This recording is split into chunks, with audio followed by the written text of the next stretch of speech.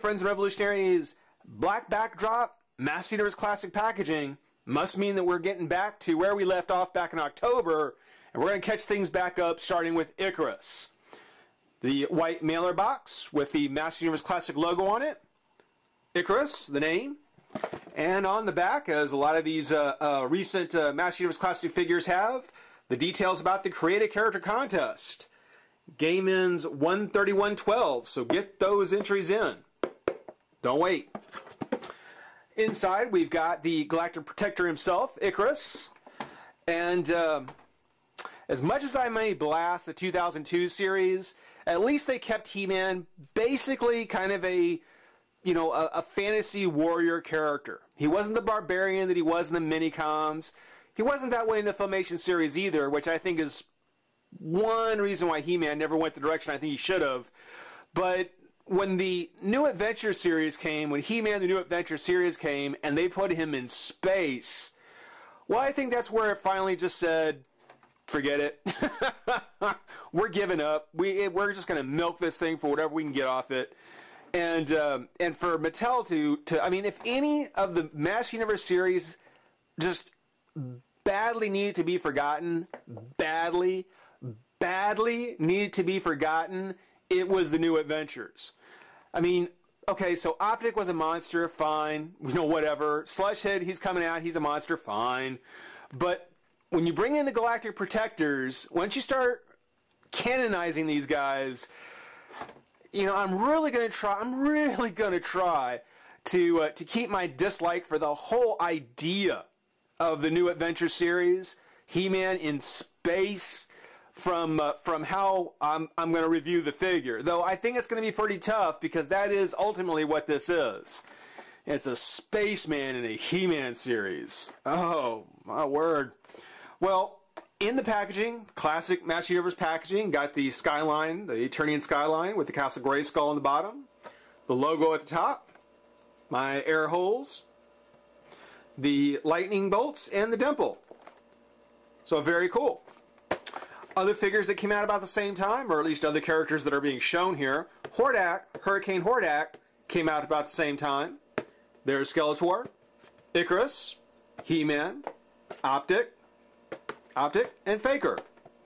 Now I do in some ways appreciate the fact they've named him Icarus. They lost they don't have the rights to the name Flipshot anymore, and I think that he went under the name Icarus overseas, so they just went ahead and used it here in the States. But for anyone who knows the story of Icarus, who he and his dad were exiled to an island. This is an old Roman myth, I believe, or yeah, I think it's Roman. His dad was a master craftsman and made a pair of wings out of tar and or wax. It was either tar or wax, and then bird feathers. And he created a pair of wings for them to be able to fly off the island to freedom. But he told Icarus, he said, "Don't fly too close to the sun, or it'll melt the wax." It was wax. And Icarus, just giddy with his new ability to fly, did just what he wasn't supposed to, and flew too close to the sun. The wax melted, the feathers fell away, and he was there flapping bare arms until he fell into the ocean and drowned. There's a write-up for you. There's a story for you. Because this right here, what all this says... Okay, I'm not going to do the mini-com story on him. The 4 mini-coms that came in the New Adventure series were basically 4 parts to an overarching story. And if they do a New Adventures He-Man, which it looks like they're going to at some point, if you follow this write-up, they're going to at some point. I'll do the mini-coms for that, but not for Icarus. He didn't really play a big enough role, which makes me wonder why they even bothered with the guy. But in his write-up, it says, TC Icarus Kaz, Bob, a great pilot from Cloud City. Cloud City, what is Empire Strikes Back?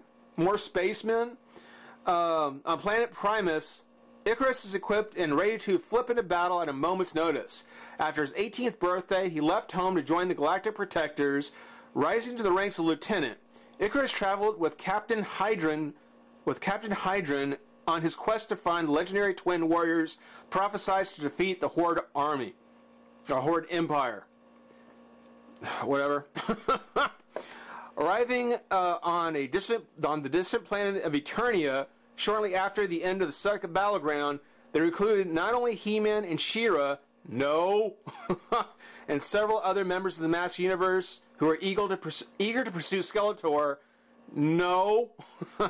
Nicknamed Flipshot, Icarus utilizes battle helmet, back-mounted jetpack, and concussion grenade wrist rockets in battle against Skeletor and his new space mutant army.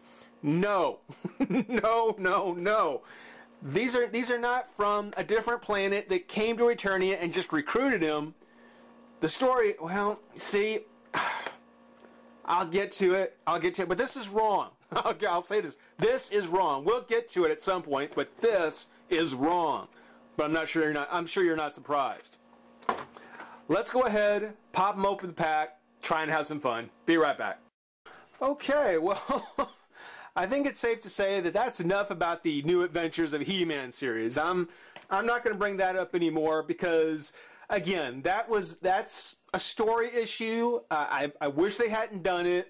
Let's talk about the figure, because seriously, if they had just done a new series of cosmic space characters and not brought He-Man into it, actually, Icarus, Flipshot, not a bad figure. Not a bad figure at all. It's something where, like most of the Master Universe Classic line, I really do like how they have modernized the figure. They've kept the bands on the arms, almost like Colossus style, with the one hand gloved and the other one bare. So again, I didn't have these figures when I was growing up, but from the pictures I've seen, they have gone ahead and kept that the same.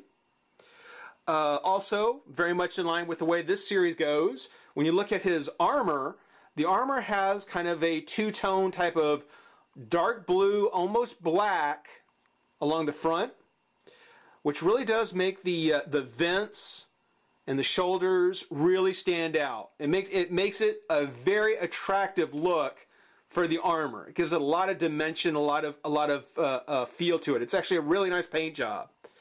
I don't know how I really care about the blue. I'm not crazy about the baby blue color. I don't really care much for that, but it works. It works. It works. It's not too bad.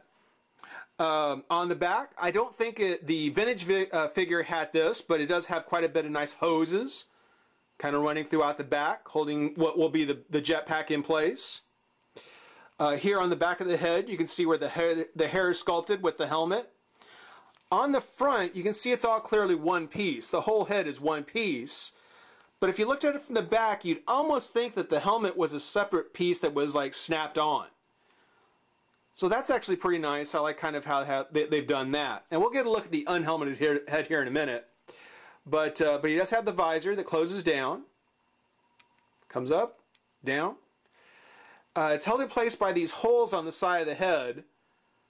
And then these rather insubstantial kind of nubs that are on the mask. And it's got the red visor. And it does the job. It holds it in place. It lets it move up and down.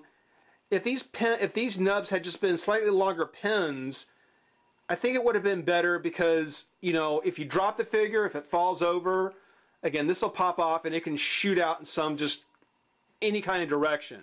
So I wouldn't be a bit surprised if this would be something that would get lost fairly easily. But it's actually not too bad. It's actually kind of nice. Again, I just wish it would have affixed a little bit better to the head. Tiaras, masks. And Mattel's having some problems with them, but anyway. Another problem is that when you pop the head off, this is going to come. The visor is going to come off as well. It's something where you got to be real careful popping it off, or else you're going to lose it. But if we set that aside and put the unhelmeted head on, which is a little bit trickier than the other one. There we go. Take a look at it. There you go. One thing a lot of people had asked about, and Maddie actually had commented on, was the Val Kilmer likeness. And yeah, I can see it. you know, when you look at the way the hairline is with the style of hair, and then the brow, the high forehead. Yeah, it's definitely got kind of a Val Kilmer kind of style to it. Being it's a lighter color, and if you look at the chin and the jowls, you know, I would almost say that it's got a bit of an Arnold Schwarzenegger look to him as well. You know, maybe not as strong as the Val Kilmer look. And I will agree with Maddie. They probably didn't intend to make it look like them, but I don't think you can deny there's definitely a similarity. There's definitely a familiarity there. And you know, when you think about it, actually give you a quick look at the hair here with the highlights because it's worth mentioning. But when you think that people are comparing this and talking about how much, you know, the face on the sculpt looks like real actors, I think that's a compliment to the sculpt. That it's a very natural looking face. I do like that. That's actually, they did a very nice job on the face sculpt. I definitely want to give them credit for that. That's actually very awesome. Even though the armor comes up to the top of the neck, it doesn't limit the articulation very much. Still looks up and down, side to side. Arms come up and out. Twist the shoulder, bicep, elbow, and wrist. It's got his twist at the waist. Got the crunch. Twist at the top of the leg. Comes out again. Bend at the knee. The boot, it doesn't want to move much.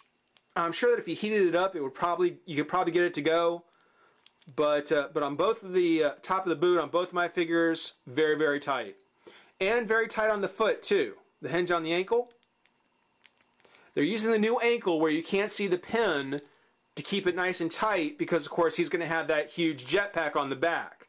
He's not really back heavy, but I still like the fact that they use that new ankle to kind of give him a little more strength there to keep him standing, because otherwise he may be prone to falling backwards. As it is, he seems to stand real well.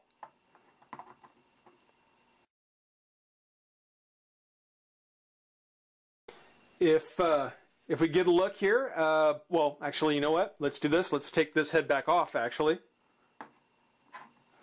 and pop this one back on, like so. This one actually pops on much easier. He actually has a bit of a Buzz Lightyear kind of checklist too. You know, he's got the opening, closing mask, like Buzz Lightyear. He's got the wings. Of course, Buzz has the pop-out wings. Here, Flipshot has kind of the folding open wings. And for the time, in the late 80s, you know, early to mid 90s, you know, a lot of series, G.I. Joe in particular was really bad about this, was they were package these accessories in that were just huge. I mean, they were almost vehicles in and of themselves. You know, parachutes, gliders, whatever. And for the time, this was kind of what you would get with your figures, is you would get this slightly over-large accessory, which in this case is a backpack for Icarus. I mean, you know, nothing to really write home about. I mean, it's got some nice sculpting. It's got some nice rivets and, you know, lines for the glider. It's got kind of the arches, the fins. It's got the turbines there. You know, it's nice. Again, it's not fabulous, but it's something where, you know, had there been a base that this could have fit on underneath, like so, and then some foot pegs, you know, you almost could have created a Green Goblin effect right there for him. So that you could have had the choice of either having him riding his glider like this, riding his pack more like a glider, or if you look on the back, there are the pegs, and then the holes here in the armor that actually stick on like so. So that he could either have it on his back or just kind of stand on it like Green Goblin would. You know, either way, it would have been actually kind of cool to have that option. I think I actually would have liked him better if he was riding it as a glider versus on his back. Now, for his weapons, of course, Buzz Lightyear had his arm laser. Flipshot here, or Icarus, has this arm guard. And again, it's another example of these oversized accessories that were coming out at the time. but he's got this arm guard, and then he's got these missiles that look less sculpted for the figure and more like just spares that came out of an Air Force military model jet. You know, I expected to see these kind of snap to the underside of some, you know, F-16 model or something. I don't know. But yeah, it kind of pegs in like so. And it kind of creates this twin arm missile launcher thing. You know, making him a human fighter jet, basically. I guess that's what they wanted to do, is they wanted to make him a human fighter jet. You know, he's got the missiles and the wings, you know, all that. He's got everything. He's got everything the jet has. It's all just strapped to his body. That must be what they were going for in the original design. Not all that impressive. Actually, a little ridiculous. But that's coming, you know, 20 years later. So, you know, that's just the way I saw it. On the ends of his wings, he does have these missiles that actually fit in here. And there's no launching mechanism like you'd see on a Transformer or something like that, which you'd be looking for it. You can kind of see how this comes out the back. You'd almost think that with the way it looks, there would be this like thing you'd press on to fire it. I wouldn't have minded if it was on there. You know, it wouldn't have been a gimmick that would have interfered with the main character. But no, actually, for a change, we get missiles that load with no way to fire them. Kind of interesting. But yeah, I have to say that really, Flipshot here, Icarus here. You know, if you're a Galactic Protector fan, if you are a fan of the new Adventure series, you're probably going to be very happy with this figure. He's not all that bad. It just, if you're not a fan of that story, if you're like me and basically you feel that, you know, bringing He-Man into space was just too far off what he was supposed to be, then yeah, this is going to be a complete pass for you. It was a subscription figure, so, you know, I was going to get him one way or another. Again, I won't be sad if we never see another Galactic Protector figure ever again. You know, for now, though, hope you enjoy watching. Rate, comment, subscribe, join the revolution. We'll see you soon. Bye-bye.